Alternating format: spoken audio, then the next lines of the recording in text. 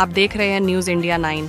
पालघर नगर परिषद के कार्यप्रणाली के विरोध में आमरण अनशन पर बैठे रिटायर्ड सैनिक की मांगें अंततः प्रशासन ने स्वीकार कर ली हैं।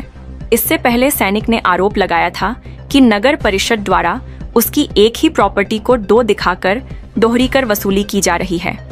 लगातार कई दिनों तक नगर परिषद कार्यालय के सामने चल रहे अनशन के चलते स्थानीय स्तर पर हलचल मच गई थी।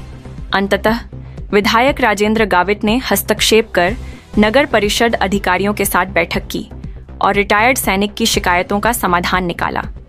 विधायक गावित की उपस्थिति में अनशनकारी सैनिक ने जल ग्रहण कर आमरण अनशन समाप्त किया। इस दौरान स्थानीय नागरिकों और सामाजिक संगठनों ने भी सैनिक के समर्थन में प्रशासन पर दबाव बनाया था।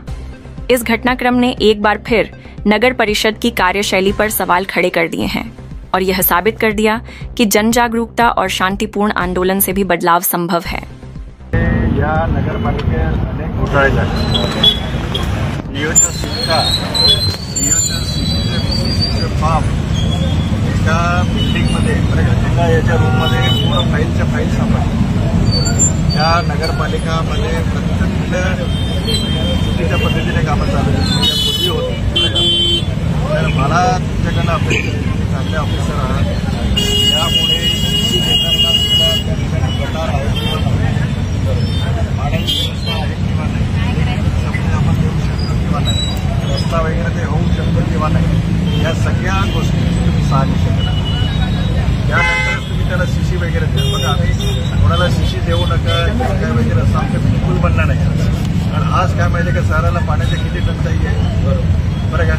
आज काय पडगा आपली पाणी पुरवठा योजना ऑलरेडी प्रलंबित आहे, तिथे पण माणसं राहतात, तिथे पण माणसं राहतात। आम्ही चांगलं काम करायला गेलं की सांगतात की नाही, शहरातल्या लोकांना असा प्रॉब्लेम करतात। तसं आम्ही बघा, शहरातल्या लोकांनी सुद्धा सतत माझ्याबरोबर राहिलेले आहे, त्याच्यामुळे शहरातल्या लोकांशी बिलकुल 1% सुद्धा आम्ही गद्दारी करू शकत नाही, त्यांच्याशी इमानदारीनेच राहणार। पण या ठिकाणी हे प्रॉब्लेम क्रिएट होतात।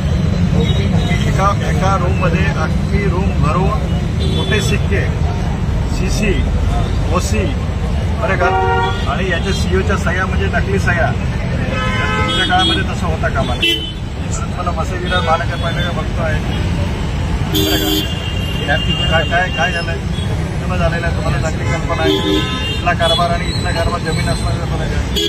तुम्हाला कधीही आम्ही दादागिरीने भाषा वापरणार नाही। माझे इथले सगळे सहकारी बसलेले आहेत, तुमच्या मनीषा ताई असतील, संख्या असतील, तुम्हाला कोणीही असतील, बरं का। तर तुम्हाला या ठिकाणी फ्री हँड आहे, कोण दादागिरी करत असेल तुम्ही आम्हाला सांगा, आम्ही तुमच्या पाठीशी आहोत। पण चुकीच्या पद्धतीने बिलकुल काम करायचे नाही। आणि या स्वातंत्र्य सैनिकासारखे जे काही इश्यू क्रिएट झालेले असंही भविष्यकाळामध्ये होता काम। कोणी किती मोठा असू द्या, मी इथे राहतो, माझ्या घरात जेवढा टॅक्स असतो मी इमानदारीने भरतो, बरं का। तर तुम्ही त्या पद्धतीने या सगळ्या गोष्टींची शहानिशा करा। सूट कोणाच्या एखाद्याला कोणाच्या दबावाखाली येऊन त्याला परवानगी देणं असं बिलकुल करू नका। आज नवलीला गेला तुम्ही, नंतर नवलीला गेला ना, तुमच्या त्या ठिकाणी फायर ब्रिगेडची गाडी जाऊ शकत नाही, एवढे लहान लहान आहे। अरे तुम्ही तुमचा प्लॅन कुठे गेला बघ,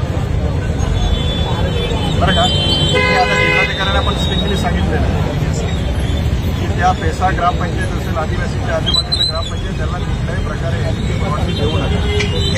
पेसाच्या ग्रामपंचायतचा अधिकारच काय आहे, अशा पद्धतीने काय माहिती कशी होते, हे शहर आपल्याला स्वच्छ ठेवायचे, सुंदर ठेवायचे। म्हणून भविष्य काळामध्ये काय माहिती कसं होणार नाही। तुम्हाला जिथे अडचण असेल तिथे आम्हाला सांगा, आम्ही तुमच्याबरोबर आहोत। मुख्यमंत्र्यांना सांगितलं की आपला संजय साहेबांकडे जे डिपार्टमेंट आहे नगर विकास, म्हणून त्यांना तुम्हाला सांगा, यानुसार काय की मला स्वतंत्र बोलणार होतं,